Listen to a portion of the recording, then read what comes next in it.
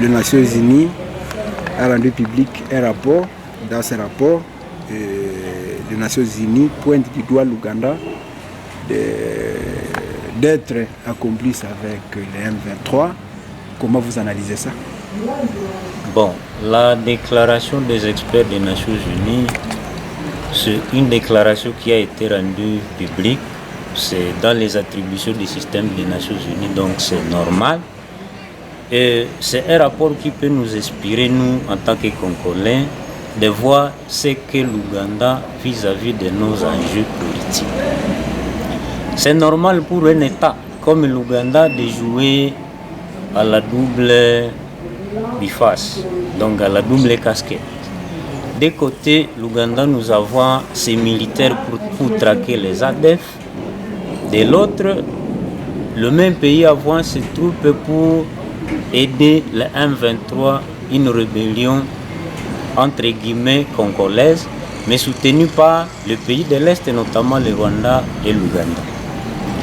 Alors, la déclaration peut nous inspirer dans le sens que les systèmes des Nations Unies ont fait leur part.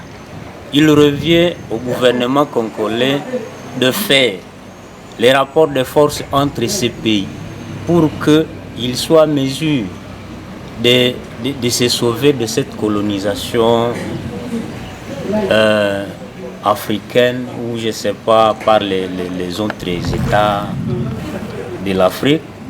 Mais à mon niveau, je pense qu'il ne revient pas aux Nations Unies de nous dicter la stratégie par laquelle nous devons passer pour nous sauver de cette situation. Le rapport est clair, les troupes ougandaises sont visibles aux côtés de M23, donc c'est au gouvernement congolais de faire valoir sa capacité de nuisance afin de défendre ses intérêts pour se confirmer dans le concert des nations. Et face à ce comportement-là, la population doit adopter quelle attitude? Bon, la population n'est que victime de la guerre de deux lions, n'est-ce pas?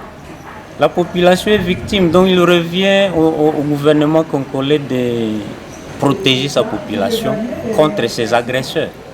Vous savez, le Rwanda, comme déclaration de Paul Kagame, a dit que le Rwanda est prêt à se défendre tant que ses intérêts seront menacés. Il revient aussi au Congo de faire la même chose.